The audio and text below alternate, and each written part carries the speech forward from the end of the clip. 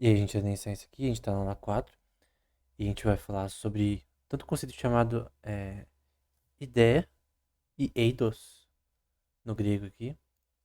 Então, tanto, principalmente de eidos, de formas, né? Do conceito platônico. E a associação disso com objetos matemáticos, né? Então, a gente vai ficar um pouco mais em matemática do que em outras partes, né? Mas, inicialmente, eu vou falar só um pouquinho de alguns pontos que o Cobbleson fala sobre Sócrates, né? Por exemplo, ele diz que Caerfon, um amigo devotado de Sócrates, perguntou ao oráculo de Delfos se havia algum homem vivo mais sábio do que Sócrates, né? E recebeu a resposta: não. Isso fez Sócrates refletir e ele chegou à conclusão de que o oráculo quis dizer, né? Era que o homem mais sábio era o Sócrates, que ele reconhecia sua própria ignorância, né? Que é daquela famosa frase, né? Só sei que nada sei, coisa do tipo, né? Não se sabe se essa história é realmente verdade, mas é uma anedota que é contada nesse contexto, né? Então, mas que demonstra muito o caráter de Sócrates, né? De alguém que não se achava superior, pelo contrário, que se achava inferior, e isso é a busca pela sabedoria, né? Você saber a sua ignorância, né? Então, na página 113 ele continua: a imagem de que Aristófanes apresenta de Sócrates, em Nuvens, né? É o nome do livro, não precisa nos deter. Sócrates fora discípulo dos antigos filósofos, reconhecidamente influenciado pelos ensinamentos de Anaxágoras. Quanto ao caráter sofístico que lhe é atribuído, nesse livro específico, convém lembrar que Sócrates, assim como os sofistas, concentrava sua atenção no sujeito, no próprio homem. Então, Aristóteles dá uma visão de Sócrates que é diferente, por exemplo, da de Xenofonte em Memoráblia, né? Que é um livro que eu recomendo bastante. De Xenofonte, sobre Sócrates em si, sobre a vida dele, etc., várias questões. Então, é bom ver outras faces, né? Outras opiniões de Sócrates também, mas talvez não seja condizente com quem ele era de fato, né? Euclides de Megara, que não é o matemático Euclides, parece ter sido um dos primeiros discípulos de Sócrates. Se a história é verdadeira, ele continuou sua associação até 431 a.C. É, e parece que ele, por ter associação com Sócrates, né, teve que vestir daí, ó, de uma forma diferente para não acharem ele, né? Então dá pra ver que o cara se esforçou ali, porque realmente tinha uma perseguição por Sócrates em alguns momentos limitados, né? Tem até a questão de que, até com o Platão também, da questão de que ele foi convidado para participar da pra tirania, né? De Critias, né? Dos 30 tiranos, pós-guerra Peloponesa, né? O que ele negou, né? Ele não foi perseguido por isso, né? É estranho, né? A tirania não matou Sócrates, né? E sim, ironicamente, a democracia, né? O que é esquisito. E o próprio Platão também recusou a entrar na tirania, mesmo tendo um tio e um primo, um deles era o Critias, né? Dentro dos 30 tiranos, né? Que deitaram e rolaram em Atenas na época. Outros filósofos da escola megárica, Diodoro Cronos, identificou o real e o possível, e aí a definição do que é problema decidível e não decidível, né? Apenas o real é possível. Então, ele tinha um argumento: o possível não pode se tornar impossível. Ora, se duas coisas contraditórias, uma se concretizou, a outra é impossível. Isso entra, assim, em analogia. Sempre tentando trazer uma analogia do que eles falavam na época com coisas atuais, né? Então eu vou falar um pouco sobre o teorema de Gödel. Tem o primeiro e o segundo. Gödel é um cara que trabalhou na área de lógica, né? Amigo de Einstein, eventualmente, no Advanced Center of Study. Advanced Center of Study. Acho que é assim. E basicamente, a ideia do teorema dele, da incompletude de Gödel, tem o teorema da completude de Gödel e o da incompletude. Da incompletude, ele diz: vamos supor que eu tenha um sistema axiomático que e vamos supor que ele é o ZFC, por exemplo, ou não importa que esse axioma se use. ZFC é um sistema axiomático, matemático, e vamos supor que eu seja, diga que ele é consistente, ou seja, ele é consistente. Isso significa que as proposições aritméticas feitas nesse contexto, ou lógicas, não se contradizem. Elas não permitem algo que não que viola as leis da, da verdade em si, do ponto de vista epistemológico e também prático, né? Então, por exemplo, vamos supor que o paradoxo de Russell, né? Ele diz que basicamente um item pode ser membro de um domínio e ao mesmo tempo, eu vou pôr na verdade, opa, ele não ser membro de um domínio.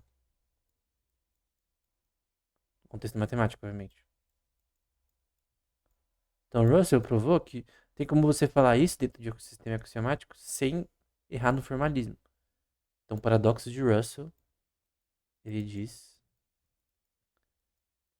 uma contradição. Tem vários tipos de paradoxos, né? Mas o grande ponto é que isso cria um problema, né? Se eu posso fazer contradições na matemática. Então, é um problema, né? Tem também o teorema de Lowenheim-Skolem, né? Acho que é. Acho que é assim. Lowenheim-Skolem. Que também é essa questão da contabilidade. É, tem a ver com o teorema de Cantor na prática, né? Da contabilidade de números naturais e o gap entre números naturais e reais. Mas o grande ponto é como que você conta algo infinito, né? Como que você tem a noção de que você tem um set contável e incontável ao mesmo tempo? Você entra numa contradição, como assim? Isso daí é chamado de paradoxo de Skolem, né? Que basicamente diz que você tem um problema, né? Uma contradição em algo ser contável do ponto de vista matemático e incontável ao mesmo tempo. Então, como assim? Então, em relação a números naturais e reais, para citar um exemplo, no teorema de Cantor. Então você tem problemas que não são decidíveis. Por exemplo, tem o problema da parada, né? O que é chamado de metamatemática. Então, vou pôr aqui metamatemática, que é sobre o que a matemática pode ou não fazer. E basicamente, um dos problemas, né, é o problema da parada. Ou a Undefined Problem, mas eu vou deixar em português, né? Problema parada. Ou problema da decisão, que diz que Undefined é decisão em alemão, né? Que diz que, dado um algoritmo numa máquina de Turing, você tem que saber quando ele vai falhar, né? É o halting, né? Em inglês chama halting problem, que é quando ele para, quando ele buga, quando ele não vai conseguir computar mais. E Alan Turing mostrou que esse problema não tem solução numa máquina de Turing. Então esse problema não tem resolução. Esse problema foi resolvido, se não me engano, em 1931, e isso foi muito bom, porque esse resultado de Turing, ele ajudou o próprio Gödel, o teorema de Gödel, que foi publicado nessa época, ser aceito mais, né? Porque você agora tem uma visão computacional óbvia de que existem problemas não computáveis, né? Então, tem até um paper do próprio Alan Turing que eu vou deixar na descrição de números não computáveis. Também vou deixar o do Gödel. Então, esse é o ponto, né? Em relação à hipótese do contínuo, né? Por exemplo, você tem a mesma noção que tem a ver com o Lowenheim-Skolem, né? O tamanho dos números naturais em relação a números reais, né? Que não existe um gap aqui, ordinal infinito, entre ele, infinito intermediário entre ambos, né? Então, enfim. O Paul Cohen falou um pouco também sobre essa questão. Em 1963 ele escreveu um paper que eu deixei na descrição de outro vídeo em relação a isso, né? Em relação à hipótese do contínuo, né? O Gödel também falou sobre isso, também, eventualmente. Mas outro problema que também não é decidível é o chamado de 10º problema de Hilbert. Sobre equações diofantinas. Ele disse que alguma classe de equações diofantinas não tem solução. Números inteiros, né? a solução desse problema, tá? Porque o problema em si era se equações de Fantinas têm números inteiros. Você pode fazer um algoritmo para resolver tipo, equações de Fantinas de números inteiros. E foi descoberto pelo Yuri Matsevich. Então, Yuri Matsevich, da Rússia, e outros autores anteriormente a ele, né? Mas ele foi o que conseguiu provar isso por fim, que o décimo problema de Hilbert não tem solução. Ele é indecidível. Então, isso, na minha opinião, tem a ver, sim, com é, o que a gente vê aqui, né? Como essa noção do Diodoro de Cronos, né? Então, eu creio que é, um, é uma analogia, né? Mas que faz menção a algo que a gente vê na ciência da computação, né? Então, o problema da parada, o décimo problema de Hilbert, o próprio... a hipótese do contínuo, né? Também. E outros problemas também. Não tem solução, né? Então, vou aqui continuar a hipótese CH, né? Por Cohen, ele mostrou que não era decidível. Então, 3 problemas aí não decidíveis. Tem vários outros na matemática. A gente não vai entrar aqui. Bom, além disso, a gente vai ver o primeiro cínico, sobre o cinismo que a gente vai falar posteriormente. Desconsiderando o fato de que Sócrates havia se mantido independente das riquezas terrenas e dos aplausos dos homens, apenas para alcançar o bem maior da verdadeira sabedoria, o primeiro cínico, que é chamado de Antístenes, estabeleceu essa independência e autossuficiência como ideal em si mesmo. Então, de ele, no caso, viver uma vida de um cachorro, que vai ser o que o Diogênesis vai fazer. Né?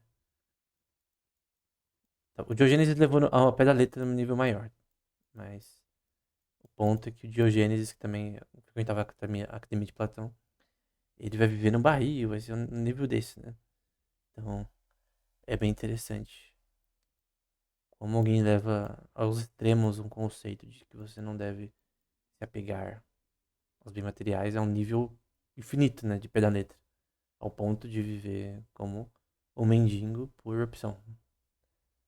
Então, são os cínicos, né? Que é interessante.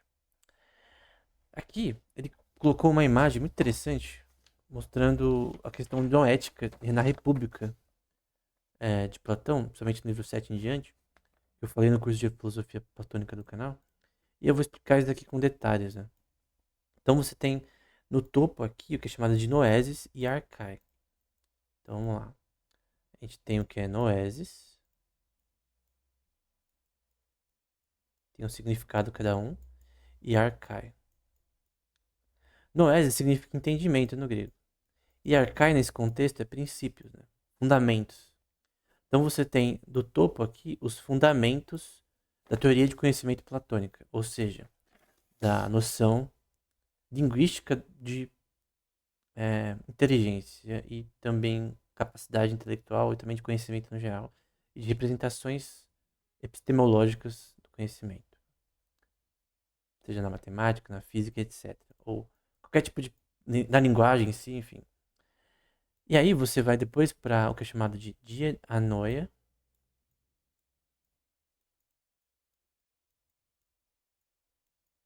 E esse dianoia, ele significa pensamento.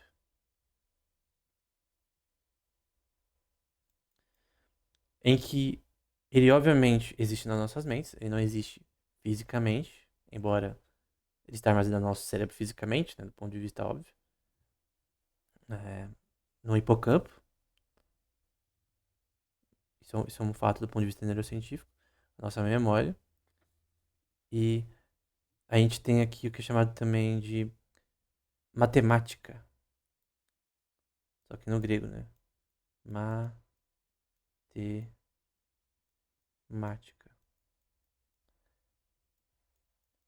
Em que o Cobblestone ele vai fazer a relação também entre o termo matemática, citado por Aristóteles, posteriormente falando de Platão, e o termo ta arota, que nesse contexto significa coisas visíveis. Então ele faz uma relação de coisas visíveis Tá? Orata, na verdade, perdão. Na verdade, orata. Deixa eu apagar tudo, senão.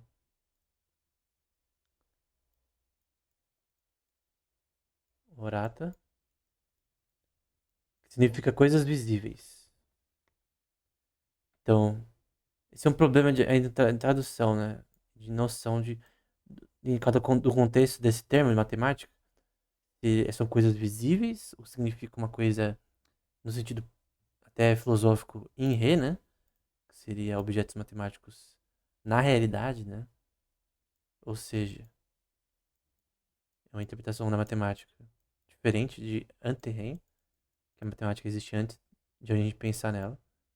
Então, os teoremas de matemática, se a gente pensar numa relação anti-rem, a matemática ela existe antes do ser humano, ela não necessita do ser humano para sua existência. Obviamente, do ponto de vista teológico, se resolve isso daqui rapidinho, porque Deus, sendo onisciente, que é um fato, que Deus é onisciente, basicamente, a matemática ela é anti-rem, ou seja, ela existe antes do ser humano, antes das criaturas, né? Então, tudo que vai ser descoberto na matemática já foi descoberto. Tem até um Erdos, né? Tem a noção no filme dele, do que ele chama de o livro dos teoremas, né? Seria um livro que tem todos os teoremas que já foram descobertos, que vão ser descobertos, e a foto de quem descobriu. Mas, obviamente é só uma anedota dele, um experimento de pensamento. E existe esse livro na mente de Deus, né? Do ponto de vista teológico, que é a visão que eu creio. Então eu creio na matemática anti-Rem. No final dessa aula eu vou até recomendar alguns livros que dão outras versões, né? Tem Re, tem aqui, que outra versão é post-Re, que é pós-realidade. Eu acho que é assim, é post-Re. Alguém me corrija se eu estiver errado. Que pra mim nem faz sentido, por isso eu nem citei, porque a Re, ela é a mais aristotélica. Então, o objeto matemático só é descoberto quando alguém o demonstra. Então, a prova matemática ela só existe quando alguém o demonstra. Essa é a versão mais cética. Alguém ateu, por exemplo, acreditaria nisso.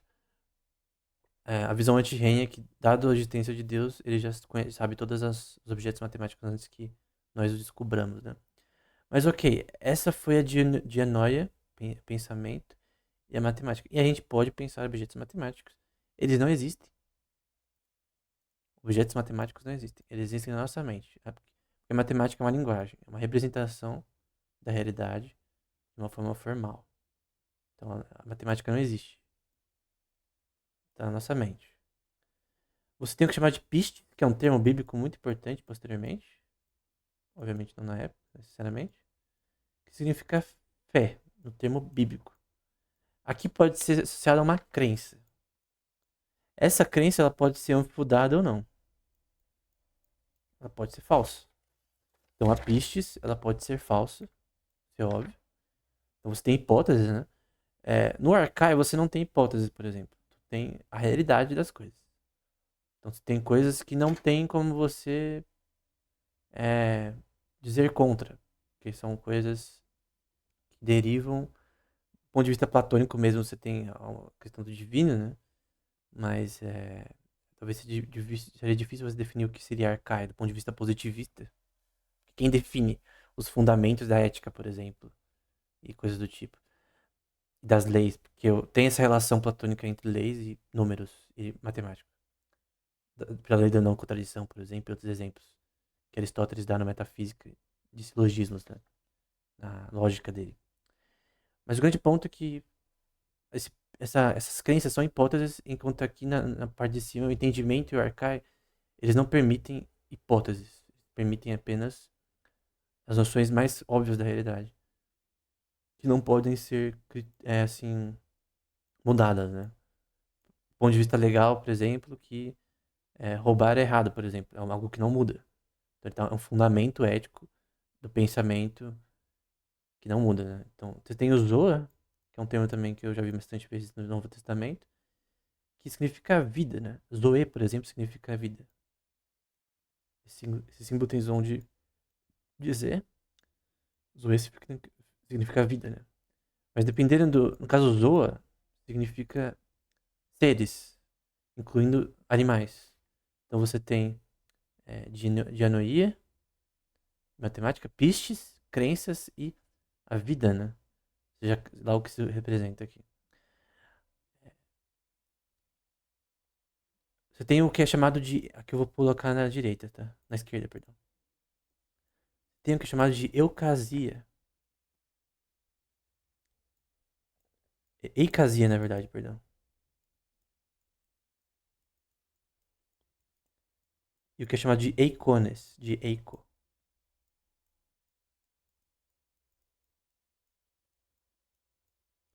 Então, esse eikone significa imitação.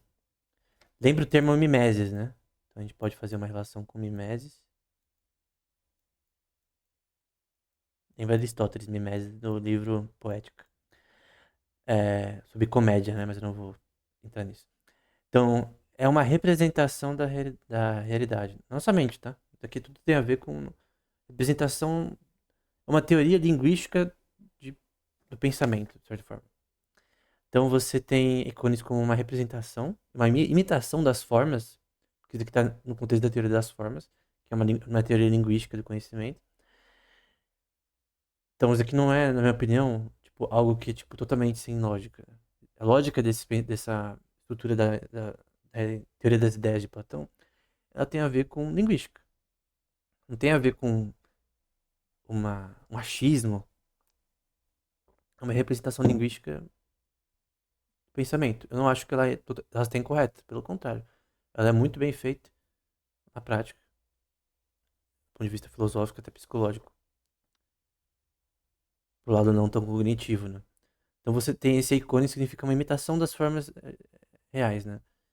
Na nossa mente. Então, o contrário de fantasma, né? Esse fantasma é um termo também que é usado quando Pedro acha que Jesus é um fantasma. O termo usado é fantasma no grego. Então, o ícones em relação ao fantasma, o ícones é a imitação, é o simulacro da realidade. É a representação do que é da verdade, por exemplo. É uma representação, uma aproximação dela. O fantasma em si, do ponto de vista linguístico, é a ilusão, é uma contradição do ícones, ou seja, você tem contradições da realidade que obviamente são mentiras. Isso é óbvio. Enfim. O eicasia é a imaginação, só que não de objetos físicos. Então é a imaginação. Então qual a diferença de dianoia, pensar, e imaginação, e encasia? Você tem que entender que isso daqui vai de cima para baixo. O que isso significa? Que aqui a gente tem algo mais fixo, absoluto, e a gente vai para coisas mais, não subjetivas, mas mais livres, né? Então a gente tem coisas que, por exemplo, crenças elas não são fixas, elas podem estar erradas, assim como nossa imaginação, a gente pode imaginar coisas falsas. Tem, por exemplo, em sonhos, a gente tem uma forma de eucaesia, né? De representação falsa da realidade. Em ícones também, porque é uma imitação da realidade o sonho, né? Então, o sonho ele não existe. Ele é uma mentira, né? De certa forma, né? Ele não necessariamente vai acontecer. Ele é uma coisa que tá na nossa mente que acontece, né? Mas ele não é uma representação da realidade, ele é uma cópia da realidade falsa. Então, é, a imaginação ela pode ser imaginada na nossa mente, mas não necessariamente é na verdade, né? Eu posso imaginar que porcos voam, até desenhar isso, fazer uma série que acontece isso, mas isso não vai mudar o fato que eles não voam, né? Então tem uma diferença da realidade, né? E do que é menos real. Então quanto mais você desce aqui, mais você vai pro que não é real. Agora que eu percebi que o título tá errado aqui, né? Não tem nada a ver o título. Mas enfim.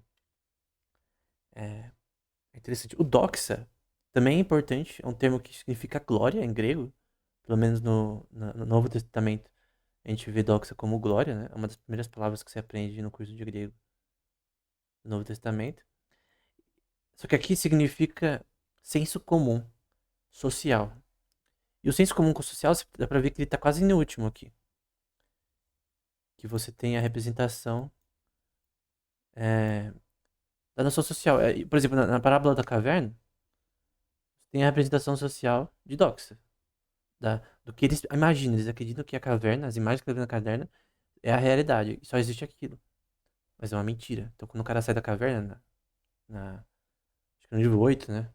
Da República, ou da 17 ou 8. Basicamente você tem a pessoa saindo dessa doxa falsa, da mentira que eles viviam, da Matrix, entre aspas, que eles viviam, pra realidade verdadeira, né? Então, esse é o doxa, né? O doxasta é a representação disso. O episteme, ela vem da verdade, né? E noeta é a representação da verdade, né? Na prática. Né? Tem a ver com noesis, mas noesis é o que é, e noesis é o ato, né? Então, você tem a noção de noeta, que é o entendimento, é razão, mas o ato do entendimento da razão, baseada na sua epistemologia, no caso, na sua noção de verdade, que vai ser baseada nos seus fundamentos de verdade e lógica. Com tudo isso, essa teoria do conhecimento, ela não é, na minha opinião, é, não falsificável, pelo contrário, eu creio que essa visão é uma visão linguística da teoria do conhecimento, ela não é ruim, pelo contrário, ela é totalmente interessante e eficiente para mostrar, por exemplo, no direito, a noção de, por exemplo, doxa pode ser mostrado como um direito, uma noção dentro do direito positivista, embora a gente saiba que mesmo sem positivismo, mesmo em direito natural, você tem doxa, porque você tem é, noções do que acontece hoje em dia que vai fazer as leis alterarem. Não é que as leis alteram por qualquer razão, conforme a sociedade muda, mas que certas condições da sociedade fazem a lei mudar. Para alguns aspectos. Então, por exemplo, tu vai fazer uma nova lei sobre carro, sobre Bitcoin. Antes não existiam essas coisas. Sobre novos mercados financeiros. Então, as leis, elas mudam, embora, socialmente, embora a nossa noese sobre a lei, os fundamentos, os arcais da lei não mudam, né? Então você tem a noção, quando você vai lá para cima, a gente fala sobre leis, né? Sobre direito, né? Se a gente falar sobre direito do ponto de vista mais para cima, nessa visão aqui, a gente tem o que é mais direito natural, e aqui você vai descendo para algo que não é positivista necessariamente, mas mais representações da aplicação da lei, né? Da doxasta da lei, as aplicações sociais da lei. Então, creio que essa é a melhor forma de representar isso, né? Bom, continuando, né? Na metafísica, Aristóteles nos diz que Platão sustentava que as entidades matemáticas, eu falei que a gente vai falar bastante sobre matemática aqui, estão entre as formas e as coisas sensíveis. Além disso, ele afirma que, além das coisas sensíveis e das formas, existem objetos da matemática que ocupam uma posição intermediária. Então aqui o Copleston, ele está dizendo que Aristóteles, ele tenta basicamente molgar o Platão em algumas questões da matemática. Então, eu creio que Platão acreditava na matemática anti-Rem, como a gente está vendo aqui, e o Aristóteles mais em Rê. Ele não acreditava na teoria das ideias, acreditava em algo mais palpável e físico, né, em relação a objetos matemáticos. Diferindo das coisas sensíveis por serem eternas e imutáveis, e das formas por haver muitas semelhantes. E vamos ver agora o próprio Aristóteles falando sobre isso, né? Porque não adianta a gente ver só o Coplaston, a gente tem que ver na origem, né? Sobre isso, na metafísica, Aristóteles vai dizer: além disso, ele afirma, Platão, porque ele está falando de Platão, além das coisas sensíveis e das formas, existe uma classe intermediária, que é o que o próprio autor está citando aqui, né? Objetos matemáticos que estão numa classe intermediária. Os objetos da matemática que diferem das coisas sensíveis por serem eternas e imutáveis, né? Então, Aristóteles está dizendo assim, Platão tem a ideia da matemática, que os objetos matemáticos, números, etc., números racionais, a geometria, ela é eterna e imutável, e ela está fora do que é visível, porque o que é visível é mutável. Então, as coisas que nós vemos, a biologia, a física, as coisas que nós vemos, mas a matemática em si, as noções da geometria, por exemplo, teorema de Pitágoras, coisas do tipo, são eternas e imutáveis. Em certo sentido, eu concordo com ele, mas no caso, Aristóteles vai discordar dele. Porque o Aristóteles cria uma matemática mais in-rê do que anti-rê. E muitas das formas, pelo fato de haver objetos semelhantes na matemática, enquanto cada forma é única em si mesma. E aí ele continua, né? Na verdade, eu vou para exemplos, né? Vamos para exemplos aqui. Primeiro, você tem os números inteiros. Então vamos para objetos matemáticos. Então você tem números inteiros. Ficou horrível esse Z, né? Eu realmente não sei fazer esse Z, mas... Opa, tô com o mouse aqui. Então eu tenho números inteiros. Eu tenho números naturais. Eu tenho números irracionais. Como 1/2, por exemplo. 1/4. Eu tenho números naturais. N. Eu tenho os números complexos. Eu tenho os números reais. Eu tenho os números surreais. Eu tenho os números hiperreais, que fica dentro de todos aqui. Que é um H esquisito. Então, os surreais são maiores que os reais, por exemplo. Você tem o que é chamado de p-adic numbers, números piádicos. Você tem números hipercomplexos, além dos números complexos, né? Enfim, você tem diversas classificações de números. Tem os números irracionais, como o próprio π, como a raiz de 2, raiz de 3 e etc. Então, em todos esses exemplos, a gente vê objetos matemáticos, certo? A questão é, eles existem em Rê ou anti-Rê, né? Esse é o ponto. A gente tem, por exemplo, números primos, né? Em classificação, a gente tem números primos. A gente tem números imaginários, como, por exemplo, I de x. A gente tem números transcendentais. Todos são objetos matemáticos, você concorda? Eles têm diferentes classes, diferentes funções, mas eles existem. Eles existem até alguém descobrir eles, inventar, talvez. Essa é a noção, a noção aristotélica versus a platônica. Você descobre a matemática, dado que Deus já sabia disso eternamente, ser imutáveis na mente de Deus, ou você inventa a matemática. Então Newton, ele inventou o cálculo, e Leibniz, eles não descobriram o cálculo. Essa é a noção. Obviamente, quando você parte do ponto teológico, você responde isso aqui facilmente. Você fala, não, Deus é onisciente, ele sabia tudo isso antes, então é anti-rei. Se você não é, aí você vai ter alguns problemas para responder, porque eu não vou entrar aqui, né? A gente pode também separar a matemática em grupos, né? Então a gente tem, por exemplo, grupos abelianos, que comutam, né? A gente tem grupos não abelianos. A gente tem grupos simétricos.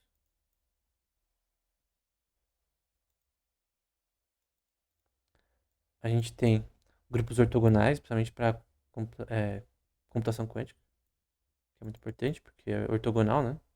Os estados de spin de rotações de partículas. A gente tem grupos de Galois, simétricos. A gente tem grupos de Lie, que são de equações diferenciais, muito importante na física e na relatividade. A gente tem outros tipos de grupos grandes, né? Como o Monster Group, na teoria dos grupos. Né? Eu não vou entrar em detalhes do que significa o Monster Group, mas é um grupo numérico específico.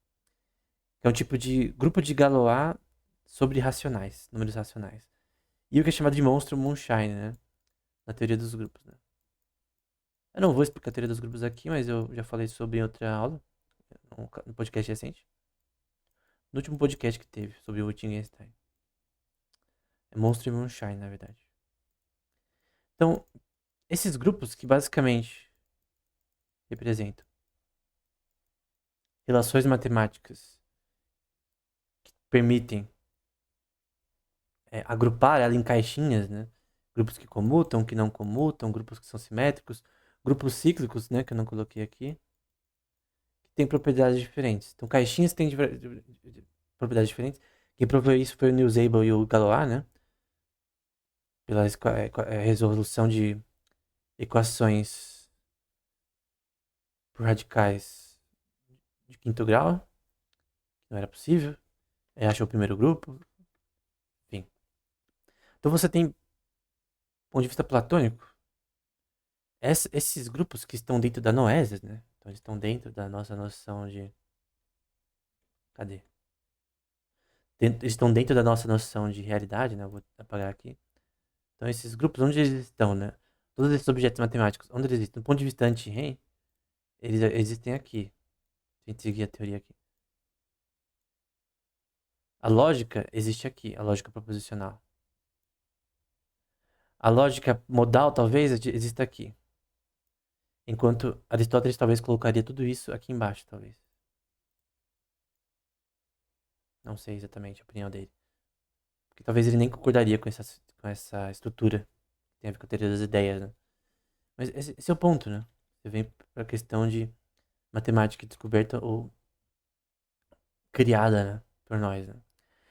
Que eu discordo do último. Ele continua, ao tratar o uno como uma substância em vez de um predicado de uma outra entidade, seu ensinamento de Platão, né?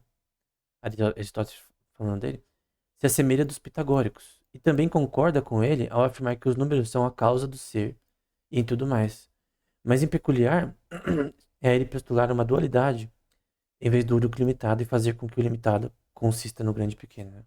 Então, novamente a gente vê a teoria pitagórica, embora o Platão não acreditava com os pitagóreos que não eram possíveis números irracionais, ele não via isso como um problema, como a gente vai ver numa passagem específica, que não tem nenhum, ele via nenhum problema em números incomensuráveis, números irracionais como π, raiz quadrada de 2, etc.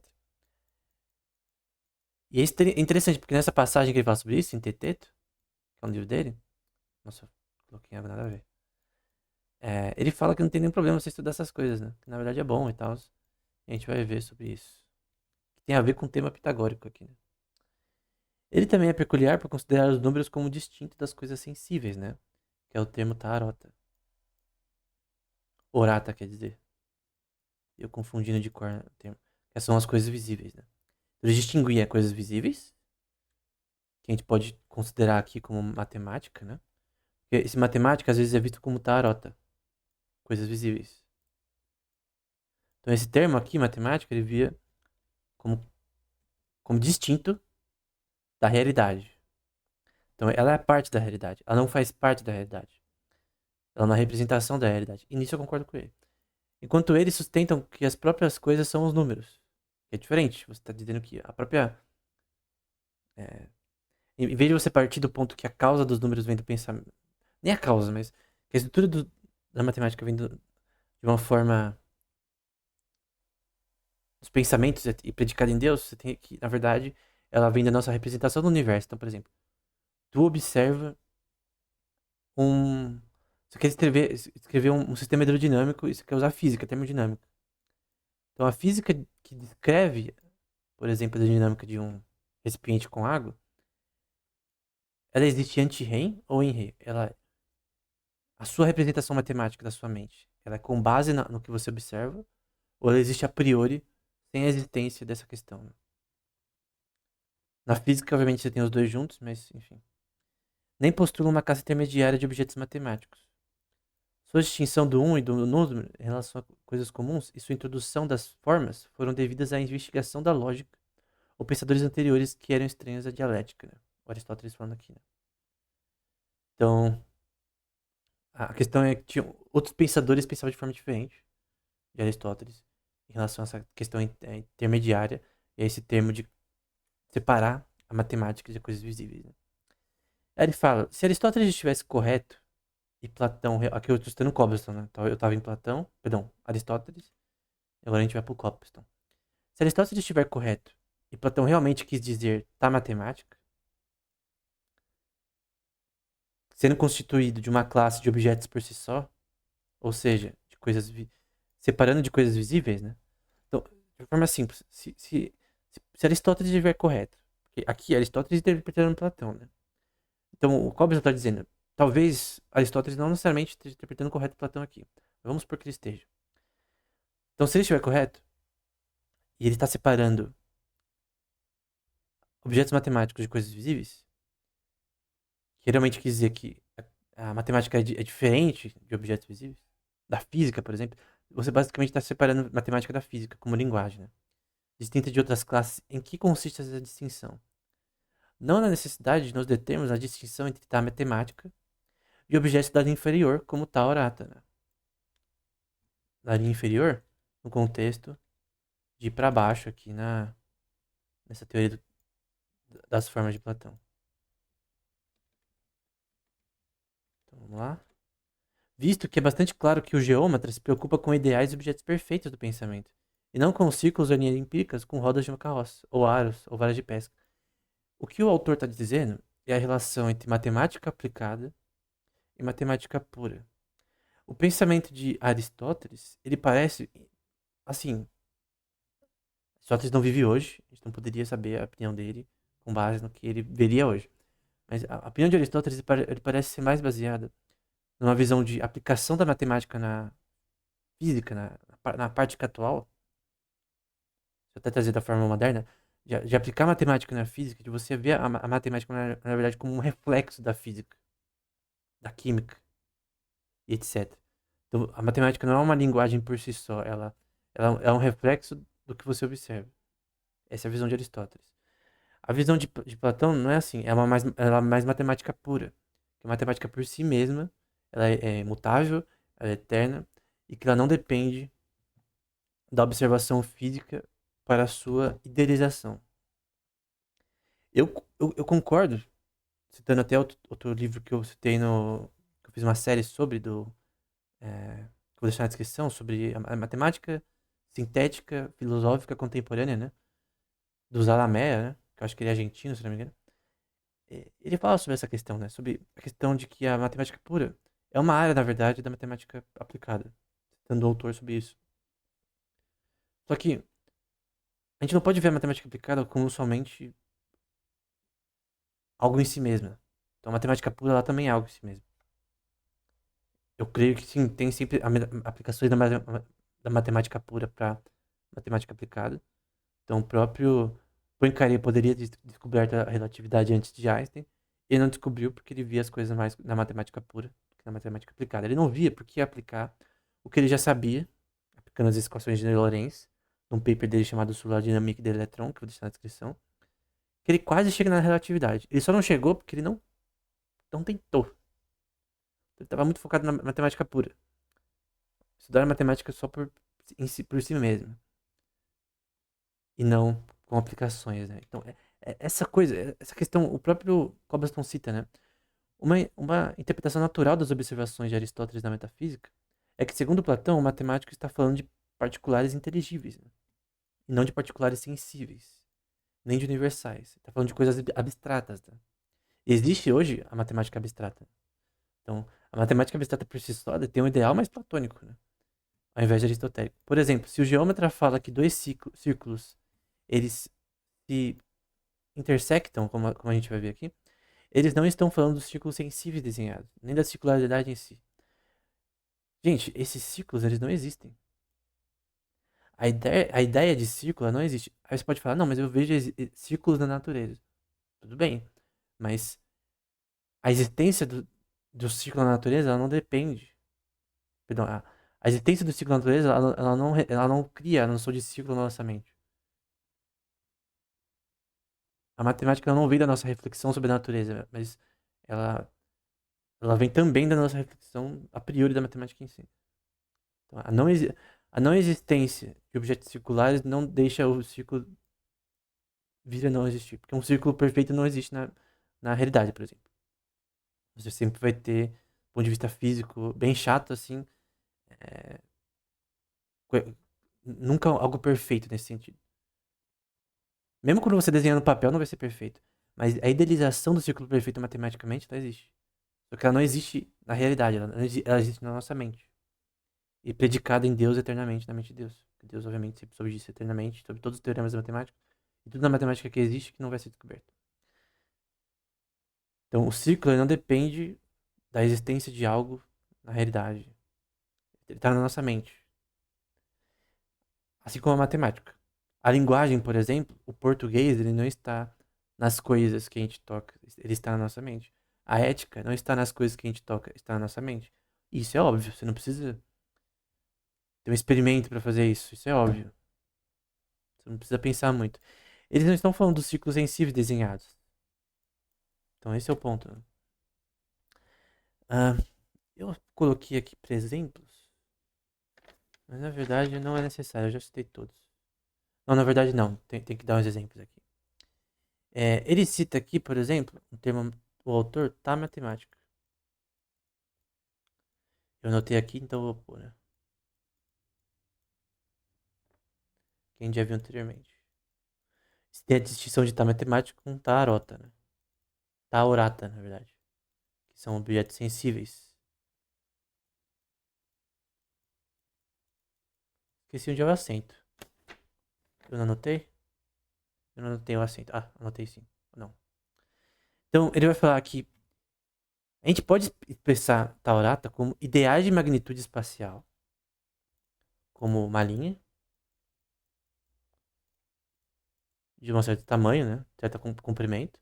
Então, ele pode representar isso aqui como é, magnitudes ideais espaciais, do ponto de vista geométrico, né? Essa é uma interpretação. Deixa eu só apagar aqui. Espaciais. Aqui é o autor que está falando, tá? Em que a gente tem, como isso, as propriedades de curva poderiam ser estudadas por equações numéricas, mas elas não seriam números, né? Então, uma curva, né? Por exemplo, uma curva não euclidiana, ela poderia ser representada geometricamente, mas não por números, né? Não numericamente. O que é um problema, né? Porque, numericamente, o teorema de Gauss-Bonnet representa numericamente. Então tá errado isso daí, né? Tem geometria não euclidiana e etc. Que é importante na relatividade. Pelo contrário, na relatividade você representa as coisas com números. Então, você não pode dizer que a relatividade não tem números que representam as equações associadas à relatividade real. Então, você falar que você não pode ter uma curvatura, no caso da relatividade, em Kautsky Space, né? Que pode ser representada numericamente, é uma contradição. Porque, na verdade, ela pode. Então, nesse ponto, Platão estaria errado nesse contexto, né? Que as curvas não podem ser representadas em números. Obviamente, só tinha geometria euclidiana na época. Então, eles pensavam do ponto de vista euclidiano, né? Mas a geometria do espaço-tempo, por exemplo, na relatividade, na física, ela é não euclidiana. Esse é um ponto relevante, por isso que o avião voa em curva, né?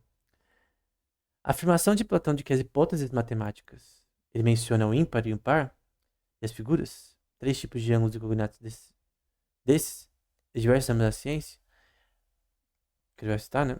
Quando considerados em conjunto com o primeiro princípio, são cognoscíveis pela razão superior, da noesis, né? E afirma de que a razão superior se ocupa dos primeiros princípios, que é o arqueia, né? Eu vou pegar aqui certinho o termo. Arcai, na verdade, que a gente viu anteriormente. Então ele está dizendo que as noções autoevidentes da matemática, elas fazem parte da arqueia. Arcaia, perdão. Arqueia é outra coisa. Arcai. Arqueia não tem nada a ver. Dentro do arcai. Então, ele está dizendo que os princípios da matemática em si, fundamentos da matemática estão aqui. A parte de cima. Os fundamentos. As hipóteses que não tem como você contradizer. Tipo, a lei da não contradição seria parte da arcai, por exemplo. Ela não teria uma refutação porque ela é óbvia, né? E sugerem que ele acolheria bem as tentativas modernas de reduzir a matemática pura aos seus fundamentos lógicos, né? Eu não sei se exatamente Platão ia gostar da lógica, no geral, né? Seja modal, lógica proposicional, que não faz sentido porque estava totalmente fora da visão deles, né? Mas é, a lógica em si, ela tem uma noção mais abstrata, né? Então ela não é totalmente sem noção isso daqui. Porque a lógica, ela também tem uma relação associada a fundamentos que não são baseadas em hipóteses, né? Mas são baseadas, né? Até citando o Wittgenstein aqui, são baseadas em tautologias. Então, que, P sendo verdade sobre não Q, dependendo do contexto, é uma tautologia. Então não é uma questão de eu acho. Na lógica, você não pode ter eu acho, você pode ter né? Tem que ser. Então, se na sua lógica matemática você tem A vezes B é igual a B vezes A, dentro do seu conjunto lógico, então não tem como você falar o contrário, se for um grupo abeliano, por exemplo. Obviamente tem vários tipos de lógica, mas elas não podem se contradizer entre si mesmas. Não é que existe um tipo de lógica. Tem lógica é, até parasintética, tem lógica aplicada na física quântica, lógica na clássica, booleana. Mas o grande ponto é que você tem a noção de que você tem hipóteses, sim, na matemática, mas também você tem coisas que não são hipotéticas, né? Faz parte do arcai. São fundamentos autoevidentes. O que o autor disse que poderia pensar, a gente poderia pensar, imaginar que Sócrates gostaria de lógica, né? E aí ele fala sobre números racionais. A questão é sobre a teoria pitagórica, né? O que Platão pensaria sobre o tema, né? Ou pensava. Ao que tudo indica, Platão e Sócrates reconheceu que existem números que não são nem pares nem ímpares, ou seja, números irracionais. E que na Epinomis, que é um livro específico que a gente vai citar, ele exige o reconhecimento de irracionais como quadráticos e cúbicos, como em números. Como números. Então, ele está dizendo, esse negócio dos pitagóreos de que não existem números irracionais é uma falácia. Se assim for, então caberá à dialética demonstrar, que é a busca pela verdade do ponto de vista socrático, né, através de perguntas, demonstrar a hipótese tradicional do matemático, de que não existem números irracionais, mas que todos aqueles números são inteiros e são pares ou ímpares, o que não é verdade. Né? Então vamos ver a opinião do próprio Sócrates posteriormente. Né? Antes disso, ele fala sobre a matematização das formas, né? Da noesis, né? Então, por exemplo, eu estava vendo um debate do Miorim e Gustavo Machado, que eles falam sobre... o Gustavo Machado fala sobre lógica, né? Ele fala que você só pode ter lógica sendo absoluta acreditando em Deus. O que é contraditório na própria filosofia que ele acredita. Que ele defendeu ali durante o conhecimento nesse contexto platônico aqui. Porque, na verdade, a gente vê que, do ponto de vista prático, a lógica, ela tá dentro do contexto de teoria das ideias platônicas, e do que ele diz aqui, né? Por vezes afirma-se que a matematização das formas, atribuída a Platão por Aristóteles, era uma doutrina de velhice de Platão, o retorno ao misticismo pitagórico. Mas Aristóteles nunca disse que Platão mudou sua doutrina. E a única conclusão razoável a se tirar dessas palavras que o que parece que Platão é sustentável é a mesma doutrina, pelo menos durante o período em que Aristóteles trabalhou sob a sua orientação na academia. Então você tem sim a matematização da noesis, na parte mais alta aqui da nossa base aqui. Então, a matemática, sim, os fundamentos lógicos da matemática, a teoria dos sets, por exemplo, faria parte da noesis e da arcae. A lógica de primeira ordem seria parte da dinaoria e matemática. Então, aqui lógica de primeira ordem. E da segunda ordem, porque é derivada da de primeira, e são extensões da lógica de primeira ordem, a lógica de segunda ordem seria mais dessa parte aqui, talvez. Eu não sei se estaria em doxa. Talvez, vou fazer assim, ó.